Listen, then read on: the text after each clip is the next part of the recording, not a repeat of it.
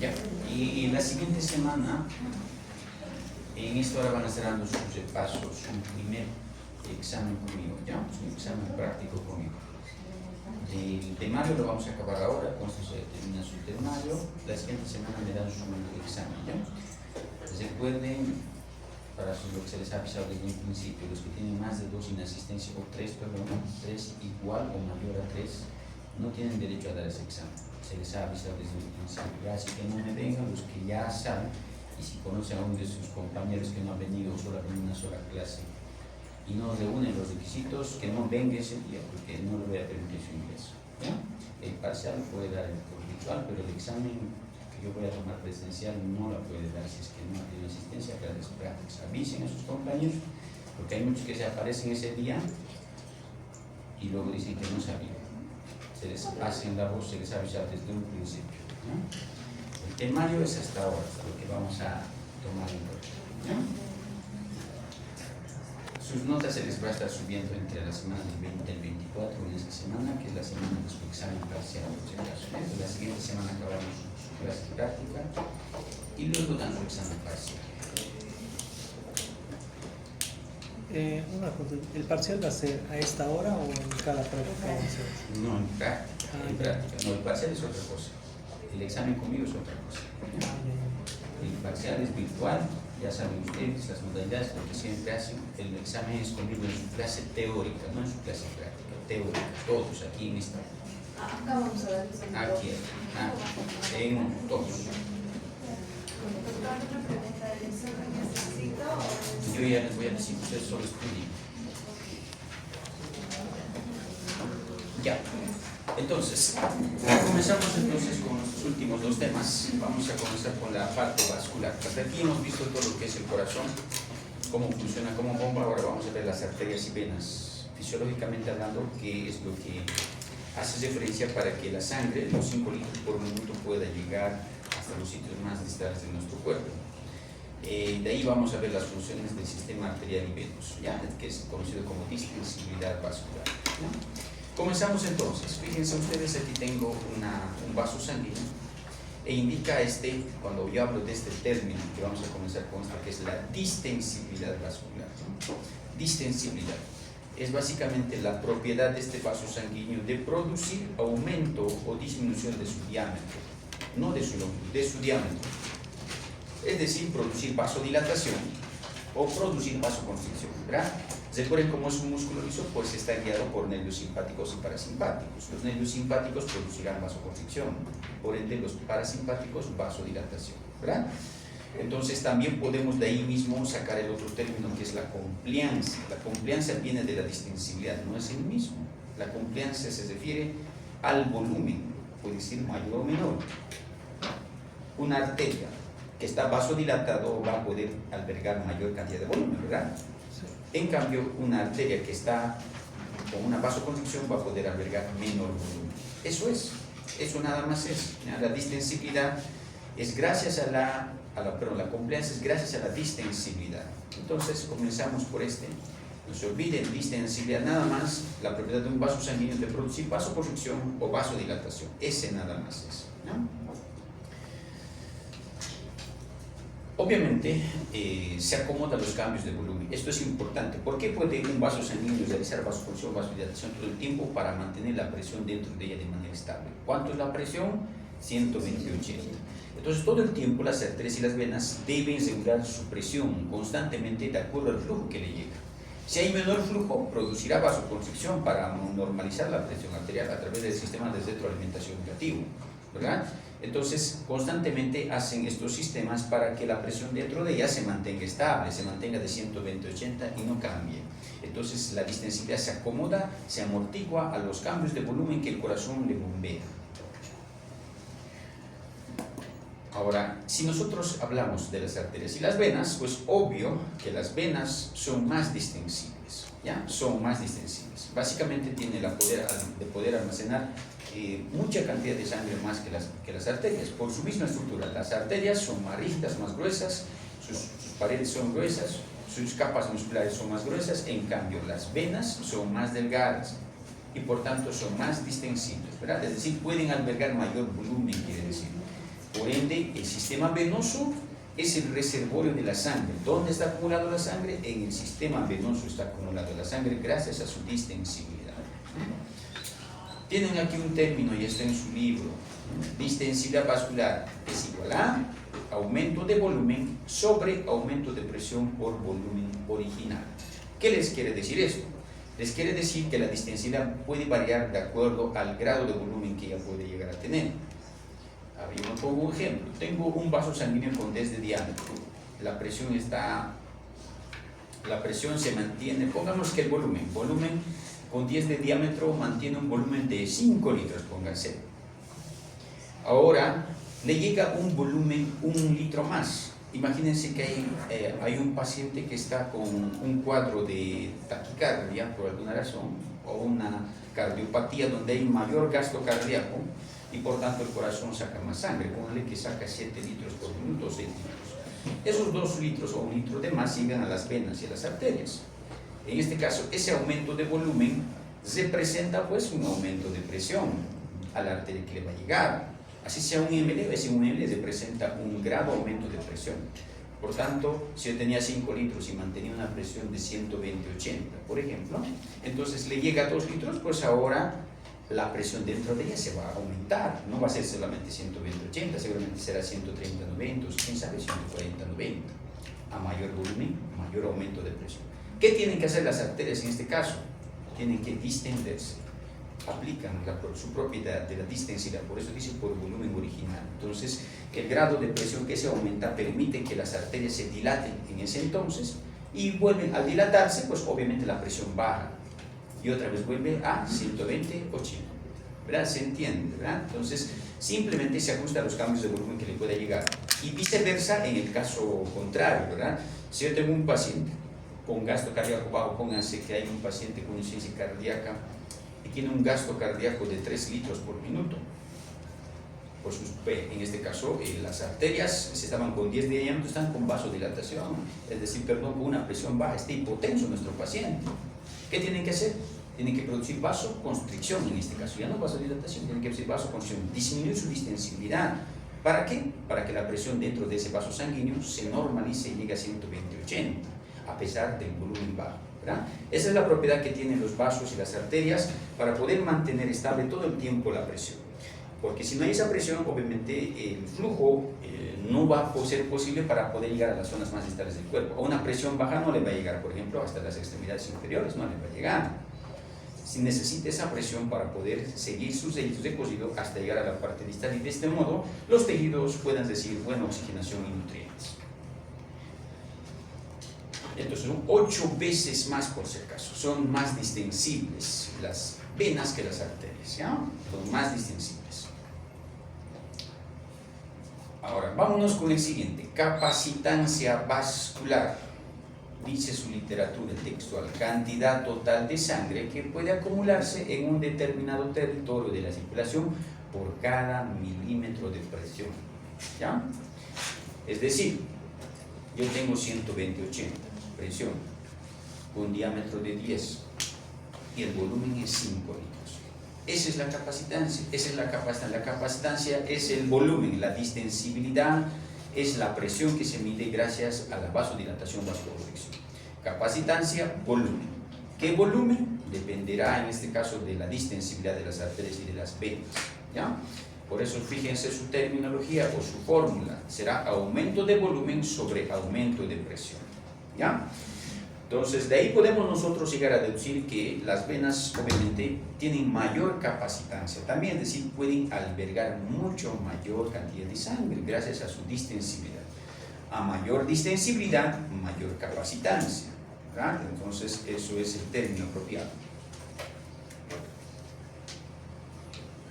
A mayor capacitancia, más fácil se distienden por efecto de la presión, ¿verdad? Entonces, por si acaso no es igual, el término es diferente, ¿no? La distensibilidad es vasoconstricción, vasodilatación, nada más.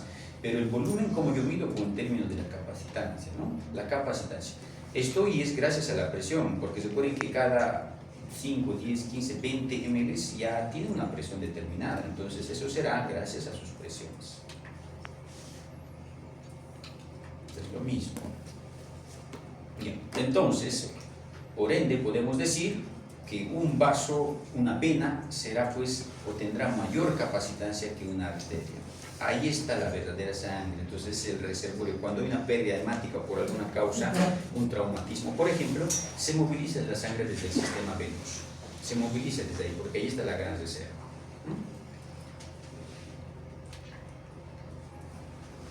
¿Está relacionada? Sí, pero no es lo mismo, ¿ya? Si decíamos anteriormente que las venas eran 8 veces mayor distensibles que las arterias, ahora su capacitancia será 24 veces mayor, ¿ya? Entonces, 24 veces mayor, es decir, el triple o más o menos, es de más del triple del volumen puede llegar a albergar, ¿no? En relación a las venas, o arterias, perdón. Este ejemplo es un claro para que ustedes entiendan lo que acabamos de decir. Esta figura de aquí, esta vertical, mide la presión, fíjense, de 0 hasta 140 milímetros de mercurio. ¿Va? En cambio aquí, en esta línea horizontal, ustedes pueden ver los volúmenes hasta 3500 ml. ¿Ya? Ahí pueden ver. Esta de aquí es el sistema arterial y este es el de aquí, el sistema venoso. ¿Ya? Ahora, si ustedes se dan cuenta, fíjense, las arterias manejan altas presiones, pero sus volúmenes, por ejemplo, con 140 milímetros de mercurio, ¿cuánto volumen maneja? 750 ml a lo mucho. Fíjense, de aquí viene la línea y es 750 ml más o menos, ¿verdad? ¿Qué quiere decir? Las venas, las arterias manejan poco volumen y a grandes presiones. Uno, por su distensibilidad menor a comparación de las venas y por su capacitancia también. Pero hagamos ahora la comparación con las venas. La presión, por ejemplo, en las venas, 40 milímetros de mercurio en las venas. Ahora, ¿con cuánto maneja a ese 40 milímetros? 3500 ml. Entonces, las venas, gracias a su mayor distensibilidad y gracias a su mayor capacitancia, tienen la propiedad de poder albergar grandes cantidades de sangre y a poca presión, a bajas presiones, ¿verdad? Entonces, una gran diferencia y es un resumen de lo que estamos de los términos que estamos mencionando, es un resumen claro. Por eso es que nosotros las arterias, para la parte de la tensión arterial medimos la arteria, no la vena, la arteria medimos, ¿verdad? Porque ahí está la medición de la presión. Ahora, ¿quién tiene control sobre esto? Pues quien controla el músculo. Pues, y recuerden que es un músculo liso, ya hemos estudiado músculo liso, entonces son estímulos simpáticos, ¿verdad? Y parasimpáticos. Los estímulos simpáticos lo que hacen en los vasos sanguíneos es producir vasoconstricción. Aumenta la presión arterial, en otras palabras, ¿verdad? Y en el corazón lo que provocan es un aumento de la contractilidad cardíaca. Al estimular el nodo sinusal permite la descarga de más potenciales de acción por el sistema de conducción y eso permite que haya más sístole y más diástole continuamente. Entonces esto aumenta el gasto cardíaco. Porque yo ya sé que la frecuencia cardíaca de 60 a 100 me mantiene 5 litros por minuto, pero ahora si aumento la frecuencia cardíaca, seguramente el gasto cardíaco será mucho mayor, 6 litros, 6, 7 litros. Un paciente con taquicardia saca más sangre que un paciente que está en reposo. La inhibición simpática es la estimulación parasimpática, ¿verdad? Es parasimpática. Produce vasodilatación, disminuye la presión arterial, en otras palabras, y en el corazón disminuye la contractilidad cardíaca. Lo que produce es una bradicardia en el corazón.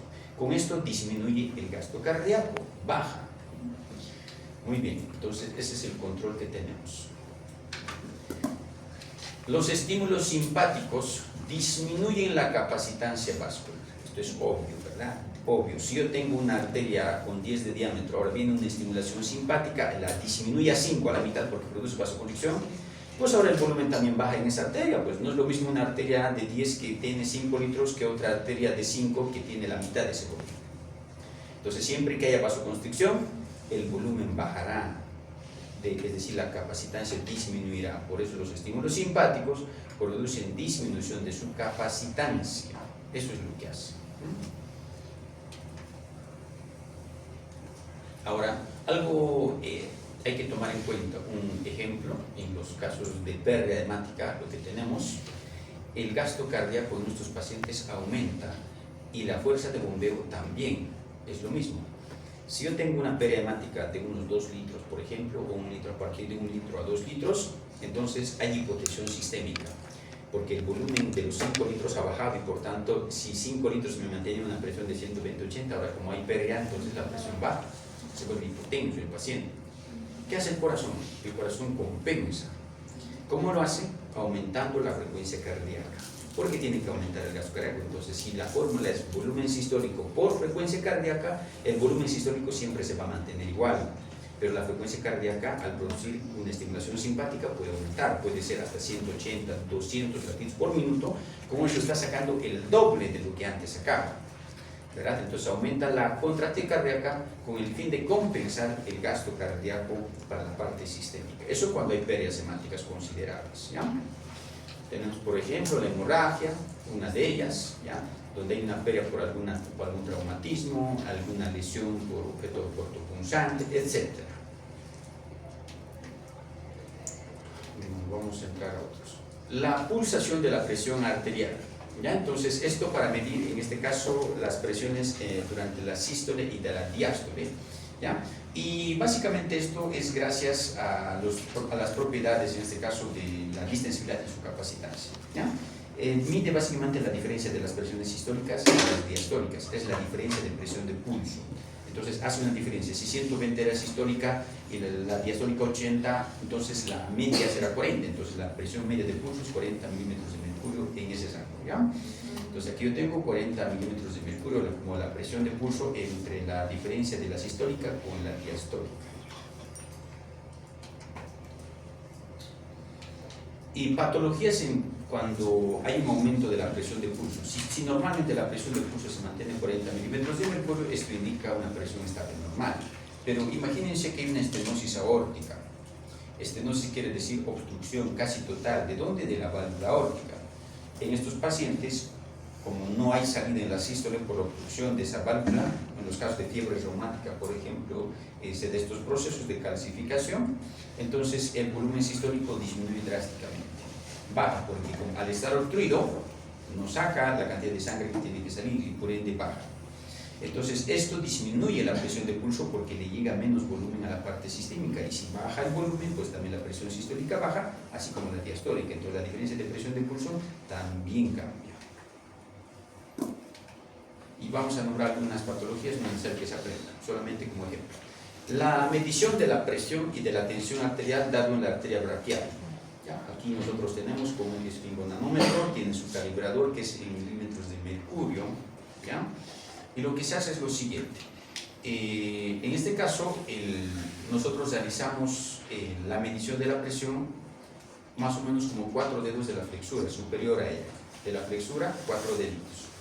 Ponemos allí el manguito, lo presionamos y tenemos el esfingonanómetro y realizamos la medición. ¿Cuál es la base para tomar en cuenta o para realizar buena presión? Lo que indica, si yo tengo una presión de 120-80 aquí en esta arteria, yo debo ocluir esta arteria. Y para eso, ¿qué tengo que hacer? Aumentar la presión por encima de los 120-80.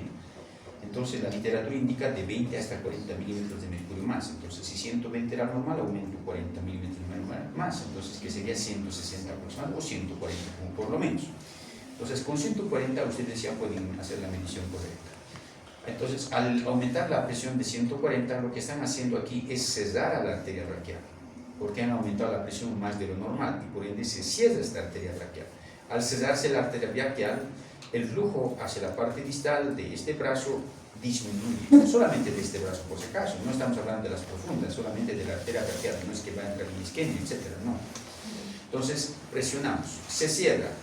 Y luego literalmente bajo la presión gradual de 2 milímetros de mercurio poco a poquito, y con esto yo intento liberar la presión para que esta arteria, si estaba cerrada, vuelva a abrirse ligeramente hasta que esté totalmente, para que tome su flujo laminar. Entonces ni bien baje la presión, en este caso con la perilla, bajo la presión e inmediatamente se va a empezar a abrir esa arteria gradualmente. Ni bien se abra, el flujo de sangre que está acumulado a este nivel ingresa pues con fuerza, con presión, porque está acumulado aquí. Por cada sístole empuja y va a chocar contra las paredes de la arteria que están obstruidas parcialmente hasta entonces. Obstruye, choca contra las paredes y a medida que se dilate, a medida que yo libere la presión, es decir, se dilate, entonces seguirá chocando contra las paredes de las arterias, produciendo unos ruidos que son los ruidos de colocón, así se denominan, ¿ya? Y son los que yo tengo que tomar en cuenta para la medición. El primero que yo escuché indica la apertura de esa arteria, ni bien se abra, el flujo ingresa, se escucha rápidamente. A partir de ahí se van escuchando boom boom por cada sístole, se escuchará hasta que finalmente se dilate todo y como ya no va a haber presión, entonces toma su flujo completo y ya no escucha ningún ruido más. Entonces, la última con la cual van a escuchar indicará la apertura total de esa arteria. Entonces, ¿qué yo tomo en cuenta? La primera y la última, esa tomo en cuenta. La primera será la presión sistólica y la última será la presión diastólica. Eso nada más tengo que tomar en cuenta. Y donde me caiga, eso es. Para sus prácticas se van a traer un tensiómetro y vamos a hacer esa práctica, ¿ya?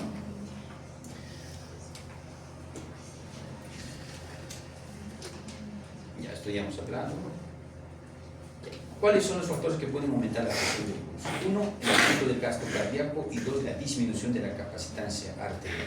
El aumento del gasto cardíaco representa mayor volumen y si hay mayor volumen obviamente hay mayor presión y si hay mayor presión también la diferencia de presión del pulso aumenta, eso es obvio. La disminución de la capacitancia arterial es al revés. Una arteria que tiene poca sangre baja el volumen, en otras palabras, la presión baja. Y si baja la presión, también la presión del pulso, en este caso, está alterada. Ahora, fisiológicamente las arterias tienen un proceso de, en este caso, le podríamos decir, de una fibrosis gradual. Entonces disminuyen su distensibilidad normal. Esto es por la edad. Y por eso en los adultos mayores es frecuente encontrar hipertensiones arteriales. No es algo patológico, es algo normal por el proceso mismo fisiológico de envejecimiento. Entonces esto indica que la arteria ya no va a poder vasodilatarse bien, ni va a poder hacer una buena vasoconstricción y por ende va a aumentar la presión dentro de ella. Al fibrosarse va a desarrollar una hipertensión que es algo fisiológico. Ahora, una vez que sale la sangre, los 5 litros por minuto, una presión de 120-80, al salir, ni bien se cierra la válvula aórtica, debe pasar por el callado y dirigirse. Ahora, al estar saliendo, el diámetro de las arterias van bajando, porque la aorta, por ejemplo, es gruesa. Pero ahora comparen con una braquial, por ejemplo, el diámetro es considerable. Ahora, compárenlo con una poplitea, lo propio. Entonces, a medida que la arteria, que las ramificaciones arteriales van disminuyendo de diámetro, dentro de estas arterias la presión va aumentando. Eso se llama resistencia vascular arterial periférica, así se denomina. Entonces lo que tienen que hacer es estos los 5 litros por minuto, es vencer la resistencia vascular periférica arterial para poder llegar a la cantidad de sangre o a la parte distal del cuerpo. ¿Y cómo lo puede vencer? Manteniendo la presión de 120-80. Si no mantiene esa presión, la resistencia vascular periférica es mucho mayor y no le va a poder permitir llegar. Por eso es que cuando hay una hipotensión, pues hay hipoxia en estos pacientes, hay una hipoxemia porque el flujo es tan poco que la resistencia en las arterias es mucho mayor y no le va a permitir su llegada hasta los sitios distales. Entonces la presión de 120-80 es útil para que esa sangre de los 5 litros llegue estable en perfectos volúmenes y de esa manera la célula reciba su nutrición adecuada. Pero si va a haber bajo volumen, pues la resistencia vascular será mucho mayor. Y esos 5, o en este caso pónganse que hay 3 nada más, 3 litros por minuto, esos 3 litros no van a poder vencer la resistencia porque va a estar hipotenso el paciente, pónganse que está con 80-60. Entonces 80-60 no va a poder vencer la resistencia vascular periférica y por ende va a haber una deficiencia de oxigenación y requerimiento a la parte periférica. Hasta aquí entonces todo arterias. Vamos con las venas. Las presiones venosas.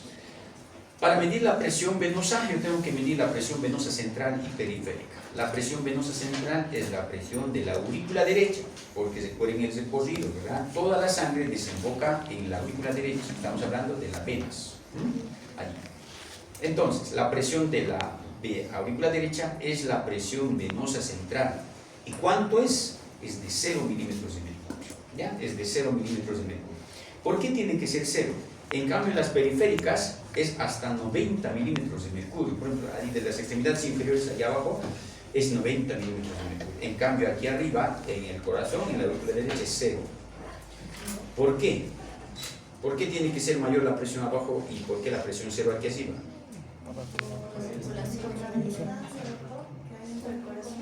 Y por la, más que de la distancia, ¿por qué?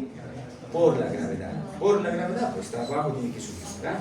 Tiene que ser mayor la presión de abajo para poder llegar hacia la aurícula derecha, porque recuerden que este es retorno en las venas, de retorno. Por tanto, aquí es importante, los músculos son los que ponen aquí y le dan la presión adecuada, ¿ya? Entonces, de esa razón, vamos a ir poco a poquito.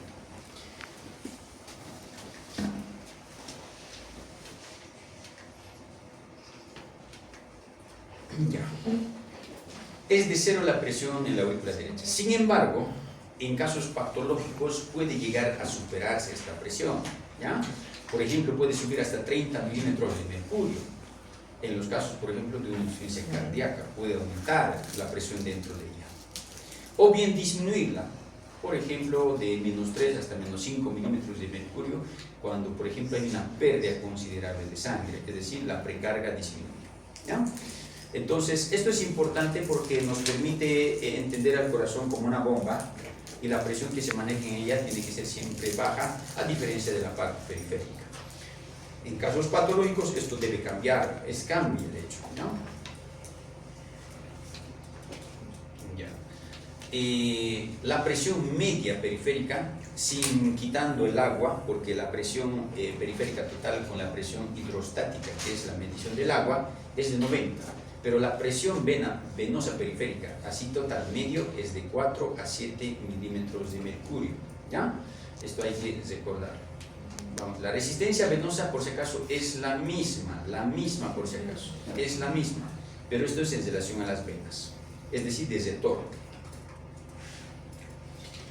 Fisiológicamente, la presión de la aurícula derecha puede llegar hasta 30 milímetros de mercurio, fisiológicamente. Tal es el embarazo, por ejemplo, donde la presión puede aumentar. Por ejemplo, si un paciente gestante está de 9 semanas o de 9 meses, presiona sobre la aorta, ¿verdad? Entonces, la aorta abdominal, entonces aumenta la presión dentro de esa vena, dentro de la aorta abdominal, y por ende aumenta la presión. Y obviamente esto permite que el retorno venoso no se dé adecuadamente, sino se estanque en la parte periférica, ¿verdad? Y entonces en la parte periférica la presión venosa aumenta, entonces puede llegar y superar la presión hidrostática, que es de 90. Entonces si es de 90 totales, pues obviamente la sangre se estanca en las venas y como no puede regresar, porque básicamente hay una presión, porque está oprimiendo el embarazo o el producto, o un tumor o un líquido en la parte de ascitis en los pacientes hepatópatas, entonces esto evita que la sangre total llegue al corazón, a la aurícula derecha, entonces se acumula en la parte venosa periférica. Entonces hay una extravasación de los mismos, hay un aumento de la permeabilidad capilar por tanta presión y sale hacia las extremidades, hacia los tejidos circundantes. Lo que vemos en un paciente normal va a ser un curso de un edema en miembros inferiores bilaterales por ese hecho de aumento de la presión venosa. La presión hidrostática ya les he hablado, es la presión neta del agua, porque recuerden, si hablamos de sangre nosotros, ahí está el agua como un 60%, ahí está, el resto es plasma, es los elementos formes, pero lo otro, el plasma como tal, es agua. Entonces, esta representa una presión de 90 milímetros de mercurio en la parte distal del cuerpo, alejado, que es 90 milímetros de mercurio, ¿no? Y aquí en este dibujito ustedes pueden entender lo que estamos hablando, ¿no? Aquí yo tengo, por ejemplo, ni bien que sale, las presiones van a ser 0, pero lléguense a la parte final aquí, es 90 milímetros de mercurio. Entonces van aumentando a medida que se alejan del cuerpo para de este modo permitir un buen retorno al corazón, ¿ya? Y la presión media total es de 4 a 7 milímetros de mercurio, pero esto es la hidrostática por si acaso, ¿ya? Ahora, en los casos donde la presión venosa periférica aumenta, entonces se puede superponer con la presión hidrostática. En los casos que decíamos, un paciente gestante, aquí imagínense que hay una obstrucción aquí por la presión, por el producto, por un tumor, por el líquido ascítico, entonces toda esta parte periférica está aumentada la presión. Arriba no hay presión porque no le permite el retorno total. Entonces aquí hay una congestión en ambos lados, hay una congestión. Hay un aumento de la presión venosa periférica, entonces los vasos sanguíneos están a punto de reventar, entonces la presión hidrostática vence sobre la coloidosmótica. La coloidosmótica es la presión de todos los solutos, entonces si aumenta la presión hidrostática, las paredes de los vasos sanguíneos se aumenta su permeabilidad. Hay ósmosis, en otras palabras, lo que permite que el agua se filtre hacia los espacios circundantes, y de este modo nosotros vamos a ver pacientes con edemas en miembros inferiores. Bilaterales. Pacientes hepatópatas, lo mismo. Es decir, que tienen demasiada congestión aquí, por ejemplo, salida de la sangre, y cuando hay una hepatopatía se fibrosa el tejido o el parénquima hepático. Es decir, ya no le permite su desintoxicación, la presión venosa aquí de la aorta está aumentada, entonces ya no puede entrar al corazón, al hígado, entonces se queda hacia afuera el sistema portal y busca circulaciones colaterales, incluyendo las periféricas. Entonces, de ese modo también nosotros vemos edema en miembros inferiores. Pacientes con insuficiencia cardíaca, lo mismo, donde hay una alteración de las venas, hay una falla valvular, no le permite por tanta presión acumulada, entonces pues hay edema en miembros inferiores. Pacientes con enfermedades renales, donde no hay buena filtración, la sangre se acumula en el sistema venoso, lo mismo, aumenta la presión hidrostática, supera los 90 sobre la presión media normal, y se produce bilateralmente también en los edemas. Ahora, si es unilateral, pues tienen que pensar que es una sola obstrucción. Por ejemplo, de la safena puede haber una obstrucción, un trombo, por ejemplo, puede haber obstruido, entonces el mismo procedimiento, aumenta la presión, pero solo en esta extremidad. Entonces la presión venosa hidrostática aumenta, sube, supera sobre la coroidea osmótica, y va a haber un edema unilateral, pero en esta ocasión, ¿verdad? Entonces, vean la diferencia de las presiones que hace posible que se desarrollen los edemas. Ahora, para el retorno venoso es importante las válvulas. Las válvulas son unidireccionales, ¿ya? Y permiten mantener una presión totalmente. Vamos a ver aquí.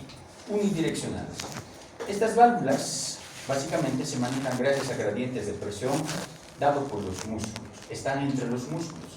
Entonces, pacientes que están en constante movimiento, pues permiten que la presión dentro de un segmento vascular venoso aumente, y por tanto se abra su válvula superior y dispare, siga su recorrido. Es una bomba de retorno gracias a los músculos. Entonces, los músculos presionan, aumenta la presión dentro de ella, abre la válvula superior y se dirige hacia el corazón, ¿verdad? Es el desretorno venoso. La presión sigue siendo aquí 90 por si acaso, ¿no? Hablando hidrostáticamente. Entonces, retorna continuamente. Pero en aquellos pacientes donde no hay movilización, pacientes todo el tiempo postrados por alguna enfermedad, por alguna fractura, adultos mayores que han perdido la movilidad, pacientes con ACV que han perdido la movilidad en ambos miembros, entonces hay una atrofia muscular. Lo que hace pues que la sangre se acumule, porque los músculos generan la presión dentro de ella. Entonces, en estos casos se acumula la sangre venosa aquí, y tanto es la presión que permite sobrepasar la presión venosa normal. Es decir, la presión hidrostática vence sobre la coroidea osmótica. Entonces, estas válvulas llegan a tener una deficiencia, por tanta presión no superan la presión y se produce insuficiencia valvular. En esos pacientes, las válvulas, aunque hagas un proceso de contracción, ya no puede sostener la presión en la parte inferior, lo que evita el retorno continuo hacia la parte inferior de los miembros, y el paciente puede sufrir constantes edemas bilaterales o unilaterales, dependiendo si están ambos lados afectados, ¿ya? En esos casos. Ahora, o lo que es lo mismo, las venas varicosas, entonces son por esas razones también, por las fallas válvulas. Entonces, cuando hay un proceso de contracción, lo que hace es que impulsa el corazón y por tanto disminuye la presión venosa, en este caso hacia la parte superior, y esto le permite llegar continuamente porque está de cero hacia arriba. Entonces, en un proceso de marcha de contracción, básicamente hay una presión aumentada hasta los 25 milímetros de mercurio, ¿ya? Entonces, esto genera un gradiente de presión a su favor, y eso le permite el retorno porque arriba está cero. Esto ya hemos hablado cuando las presiones se superan máximo de 90 milímetros de mercurio, es decir, cuando la presión estática vence sobre la coroidea osmótica, entonces ahí están los problemas venosos. Las venas varicosas es una de ellas, en este caso por patologías en sus retornos venosos, gracias a que hay una deficiencia valvular, insuficiencias valvulares, así se las denomina. Entonces, si nosotros vemos todo esto, entonces llegamos a deducir que las venas son las de retorno. Permite mantener presiones abajo altas, como 90 milímetros de mercurio, gracias a las presiones hidrostáticas, y cero arriba. Esto le permite un buen retorno siempre y cuando los músculos le ayuden, ¿verdad? Si no hay eso, pues obviamente la sobrecarga va a estar alterada. Pacientes con insuficiencia cardíaca sobrecarga la presión en la aurícula derecha, lo mismo en la parte izquierda. Entonces esto permite que haya un edema en los pulmones, porque no supera más. Las aurículas derechas o las aurículas pueden soportar presiones hasta 30 milímetros de mercurio más, máximo hasta 40. Cuando hay eso, ya no supera. Entonces se produce falla valvular o falla auricular, y de ahí vienen los edemas pulmonares, sobre todo en los lados izquierdos, donde la sangre se torna hacia los pulmones y el paciente sufre un edema, se llena de agua sus pulmones. Las venas, por tanto, son de reservorio gracias a su mayor capacitancia y gracias a su mayor distensibilidad. Son reservorios de sangre. ¿Dónde se acumulan? En el vaso, en el hígado, en las grandes venas abdominales, en los plexos venosos subcutáneos se acumula la sangre. Lo mismo es aquí, lo mismo, ¿ya? Ahí están las cantidades de sangre, están descritas en su libro. Pregunta si tienen hasta aquí.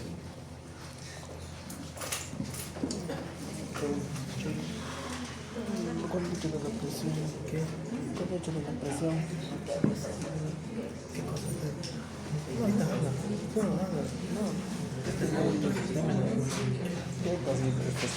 Ya, con esto continuamos. Seguimos el flujo sanguíneo y gasto cardíaco durante el ejercicio, para terminar, ¿ya? Hay que entender lo siguiente antes de pasar aquí. En las venas es importante que ustedes entiendan, o en toda la sangre, que hay dos presiones. Presiones del agua, que es la presión hidrostática, es todo lo del agua, y presiones coloidosmóticas, todos los sólidos, así como hemos visto en la parte del primer capítulo, es lo mismo. Entonces, siempre y cuando la presión hidrostática supere sobre la presión coloidosmótica, se va a producir edemas, aumento de la permeabilidad vascular, va a producir edemas, ¿no? Filtración, ósmosis, salida del agua, extravasación, lo que quieran llamarlo, el término o el concepto es lo mismo, se refiere a lo mismo. Las presiones tienen que ser siempre en la parte inferior, altas en la parte central, 0, y van a disminuir poco a poco, aumenta la presión hasta que abajo es alta, hasta 90 milímetros de mercurio. La presión media total es de 4 a 7 milímetros de mercurio, sigue siendo, ¿ya? Entonces, y las arterias de coronilla, su presión normal de 120-80, como ya sabemos. Ahora, con todo esto, el gasto cardíaco durante el ejercicio, estas condiciones hemodinámicas que acabamos de mencionar, se cambia totalmente. Es algo fisiológico, pero es gracias a la estimulación simpática. Cuando hay una actividad de ejercicio, el gasto cardíaco aumenta, el flujo de sangre aumenta demasiado, los vasos sanguíneos también, es decir, hay un cambio hemodinámico en todo el cuerpo. Lo vamos a ver por qué. En reposo, un músculo generalmente de 100 gramos necesita de 3 a 4 ml por cada minuto en reposo para poder mantener sus funciones metabólicas en las células musculares. Cuando hay una actividad intensa, un ejercicio, esto puede aumentar desde 50 hasta 80 ml por minuto de sangre, ¿verdad? ¿Qué estamos queriendo decir? Que el gasto cardíaco aumenta demasiado, ¿ya? Y por tanto, si aumenta demasiado, es por lo siguiente. Si un músculo como tal, recuerden que el músculo esquelético requiere ATP, requiere calcio, ¿verdad? Si no hay estos dos, no hay contracción. Y un paciente entra a hacer actividad demasiado, entonces hay mayor consumo de ATP, hay mayor consumo de calcio. ¿Y cuál es la mayor fuente de ATP? Sigue siendo los carbohidratos, las moléculas de glucosa. Por tanto, el flujo de requerimiento de estos nutrientes se aumenta. Hay mayor necesidad de los mismos. ¿Y quien suple esas necesidades? Es el corazón. Por eso es que su gasto cardíaco tiene que necesariamente aumentar considerablemente, ¿ya? Primero entonces, cuando todo esto sucede va a haber un aumento del flujo sanguíneo, va a haber una circulación mayor, un aumento, hay una circulación exagerada por la taquicardia misma. ¿Cómo va a poder el corazón tener ese aumento de volumen? Gracias a un aumento de su contractilidad cardíaca. Quiere decir que la frecuencia cardíaca aumenta, hasta 200 latidos por minuto puede llegar a aumentar. ¿Esto qué supone? Esto dobla el gasto cardíaco por minuto. Si antes estaba, por ejemplo, en 5, ahora va a ser 10. Incluso puede triplicar y a veces hasta 5 veces más puede llegar a ser durante una actividad intensa. Hasta 20 litros por minuto el corazón en un ejercicio extenuante puede llegar a tener esa capacidad. Y esto lo hace gracias a la actividad simpática. Hay una descarga simpática exagerada, aumento de la contracción cardíaca. Y los vasos sanguíneos lo propio. En los vasos sanguíneos va a haber una vasoconstricción, va a haber acción de vasoconstrictores sistémicos. ¿Qué quiero decir? En toda la parte periférica. Sin embargo, localmente, es decir, donde está llegando la irrigación hacia los músculos locales, en los miembros inferiores, por ejemplo, si ustedes hacen un trote, localmente las arterias, ahí se produce vasodilatación. Entonces, es algo que ustedes tienen que entender. Localmente hay vasodilatación, pero sistémicamente hay una vasoconstricción. Vasoconstricción. En la parte sistémica, ¿para qué necesitamos la vasoconstricción? Para aumentar la presión. Si se supone que hay vasoconstricción, ya no será 120-80, la tensión arterial aumenta, sube a 140-90, pónganle. Esto supone que mayor presión para poder bombear esos 20 litros por minuto. Es a un gradiente de presión, agarren un chisguete, llénenle, disparen, va a ir con mucha presión. Es lo mismo en los vasos sanguíneos, disparan con tanta presión y cuando llegan hacia la parte distal, hacia los músculos, las arterias se dilatan totalmente porque la sangre le está llegando en alto flujo para poder albergar. Entonces el vaso dilata. Y esta vasodilatación tiene que permanecer al tiempo que sea adecuado para suplir las necesidades metabólicas de ese músculo. Ahora, la vasodilatación local se produce por estos factores. Primero, lo primero que produce es una reducción de oxígeno. Recuerden que es un músculo liso y habíamos hablado que hay otros estímulos que pueden provocar relajación en un músculo liso. Y una de ellas era la deficiencia de oxígeno, una hipoxia tisular, ¿verdad? Cuando un músculo entra en una actividad inicialmente, entonces hay mayor gasto. Entonces todo lo que había localmente se usa. Entonces el oxígeno baja localmente. Esto desencadena lo primero. Entonces eso va a producir una vasodilatación ligera. Luego, posteriormente, libera vasodilatadores como es el caso de la adenosina. Sin embargo, esta adenosina apenas le dura 2 horas.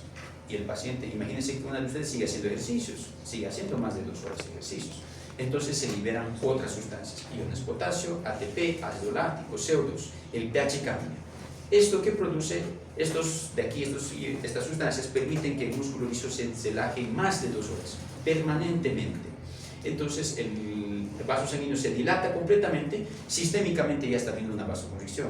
Esto permite, por tanto, que el flujo localmente sea alto. Por eso sube desde 30 hasta 80 ml, y hasta era hasta 4 ml por minuto, ahora hasta 80 ml por minuto gracias a la vasodilatación local.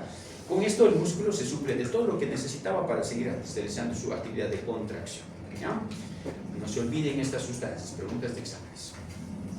Vasodilatadores, por tanto, adenosinas, iones potasio, lácticos, CO2, ATP, acetilcolina. Vasoconstrictores, todos los neurotransmisores simpáticos, sistémicos, estamos hablando. Entonces, lo mismo. El reajuste cardiocirculatorio sigue así. Primero, el corazón aumenta su frecuencia cardíaca. El estímulo simpático provoca que hay un aumento de la contractilidad cardíaca, es decir, mayor volumen sistólico, mayor volumen o frecuencia cardíaca supone un mayor gasto cardíaco. ¿Ya? Segundo, el corazón aumenta su flujo para aportar mayor cantidad de sangre a los músculos. Cuando hace esto, el gasto cardíaco sube, pues se aumenta demasiado, ¿verdad? Sistémicamente. Excepto en 2 sitios importantes, en el sistema coronario y en el cerebral. En estos dos no puede haber, estamos hablando fisiológico por si acaso, no es algo patológico, ¿verdad? Un ejercicio es algo fisiológico. En estos dos, en el coronario y en el cerebral, no puede haber vasoconstricción. ¿Por qué? Porque el cerebro necesita flujo constante. Si hay vasoconstricción, va a disminuir su flujo. Y por tanto, no puede haber esto en el cerebro. El cerebro necesita mantener constantemente el flujo para mantener la parte cerebral intacta y de este modo tener el control total. Y en el corazón, porque el corazón necesita, en estos casos, mayor aporte de nutrientes, entonces no puede haber vasoconstricción. Si hay vasoconstricción, por tanto los músculos cardíacos recibirían menos oxígeno y por tanto entraríamos en una depresión cardíaca.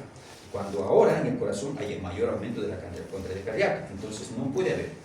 Esos dos sistemas los únicos. En el resto del cuerpo, en todo el cuerpo, vamos a encontrar nosotros vasoconstricción. Localmente, sin embargo, no, recuerden, no hay local. En local hay vasodilatación. Aumento de la presión en las paredes de los vasos sanguíneos. Es obvio, si hay una vasoconstricción, en los vasos sistémicos habrá un aumento de la presión arterial. Esto es importante porque tiene que bombear alta presión para poder abastecer la cantidad de sangre que se está requiriendo a nivel local, ¿no? Entonces, aumento de la presión arterial en la parte periférica, aumento de la contractividad cardíaca, aumento del gasto cardíaco total y del flujo total en una actividad física total, ¿no? Y la acción vasodilatadora localmente, si queremos hablar, por ejemplo, nosotros en este ejemplo de los músculos inferiores. Esto es lo mismo. El aumento de la presión arterial primero es por la acción de los vasoconstrictores, ¿verdad? Y segundo, por el aumento del bombeo cardíaco. Recuerden que si el gasto cardíaco aumenta, mayor volumen, en otras palabras, la presión arterial tiene que aumentar necesariamente, ¿verdad? Entonces no es lo mismo mantener una presión de 120-80 con 5 litros, ahora que le llega a 20 litros, pues la presión tiene que aumentar, porque esos 15 litros representan pues aumento de presión también. Entonces lo mismo, es lo mismo lo que estamos viendo aquí. Vamos a cambiar. ¿Por qué es importante el aumento de la presión arterial durante el ejercicio? ¿Qué hace? Aumenta la fuerza con el cual se empuja la sangre a través de los vasos. Es lo que hace la presión arterial. Empuja. Pónganse que hay una presión de unos 150-90. Miren ustedes cuando hagan el ejercicio, tómense la presión arterial. Va a estar elevado. Es algo fisiológico normal gracias a la vasoconstricción. Esta vasoconstricción permite que los vasos disparen con mucha fuerza la sangre porque hay mucho volumen para que en la parte periférica le llegue y de este modo se abastezca.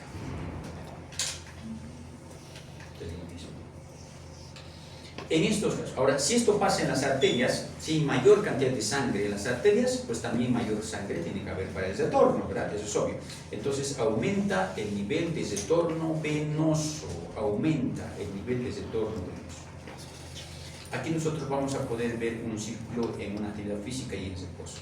Fíjense, 5 litros por minuto puede mantener. La presión estable en la aurícula derecha puede ser desde 0, por ejemplo, como presión media, recuerden, manteniendo 5 litros por minuto en el retorno venoso. Pero ahora hagan ejercicios, entonces subirá esto, fíjense, sube hasta 25 litros por minuto, puede aumentar y la presión empieza a subir también, ¿ya? Si hay mayor retorno venoso, es decir, mayor precarga para el corazón, entonces también la presión de la aurícula derecha pues aumenta porque hay mayor cantidad de sangre. Y si le llega más sangre a la aurícula derecha, también la presión dentro de ella aumenta. Ya, la circulación coronaria no va a ser un motivo de estudio para ustedes.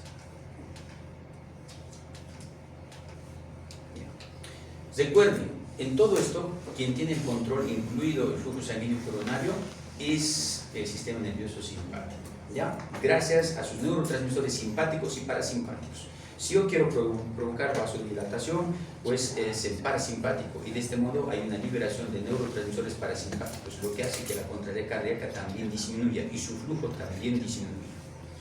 Si yo quiero aumentar, estimulación simpática, neurotransmisores simpáticos, vasoconstricción, aumento de la contractilidad cardíaca y mayor flujo sanguíneo coronario también. Porque el corazón, mientras más actividad tenga, mayor flujo de sangre también va a requerir. Entonces, de ahí viene el control del flujo nervioso coronario también. Hasta aquí, cardiopatía isquémica ya son patologías que no vamos a estudiar ahora. Hasta aquí va a ser su examen hasta la siguiente semana, desde el primer capítulo hasta aquí, hasta báscula. ¿Preguntas? Si tienen.